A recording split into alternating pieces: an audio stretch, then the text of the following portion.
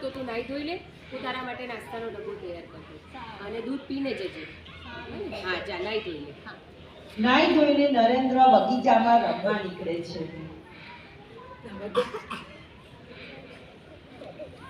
નરેન્દ્ર ઉભો રે. હા મમ્મી. તું નાસ્તાનો ડબ્બો તો ભૂલી ગયો બેટા. એ આ ડબ્બો તો લઈ જા. બાય.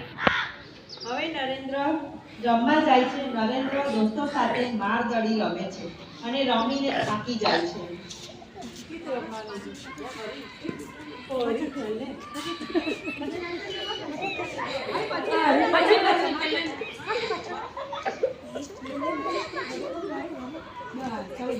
રમીને થાકી જાય બાળકો બેસી ગયા.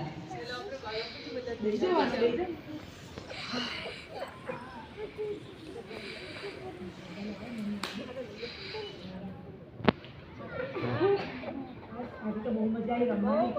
આજે તો રમવાની અમને.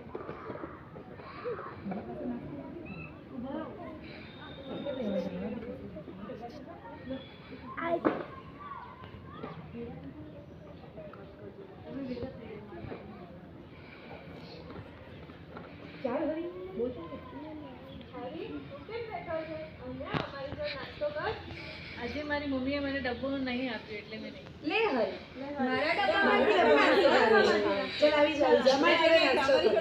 બધા મિત્રો નરેન્દ્રને ફરીને જોવે છે. બધા મિત્રો એક સાથે મળીને કહે છે કે ચાલો મારામાંથી નાસ્તો કરી દે. ચાલો લો મારો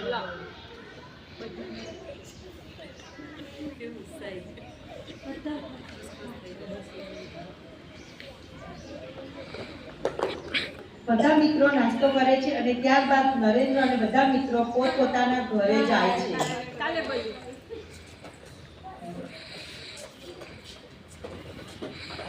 આવી ગયો બેટા તું? હા મમ્મી આવી. શું કર્યું આજે તે? આજે તમે બહુ બધા રમ્યા. રમીને થાકી પણ ગયો છું અને થાકી ગયા ને તો તમે મને જે નાસ્તો આપતો હતો ને તમે નાસ્તો કર્યો. પણ છે ને મારો એક મિત્ર છે ને એ છે ને આજે ડબ્બો ભૂલી ગયો હતો. તો પછી છે ને અમે બધા મિત્રોએ છે ને ભેગા મળીને સાથે નાસ્તો કર્યો. તો બેટા તે પેલાને નાસ્તો આપ્યો તો જે નતો લાવ્યો એને?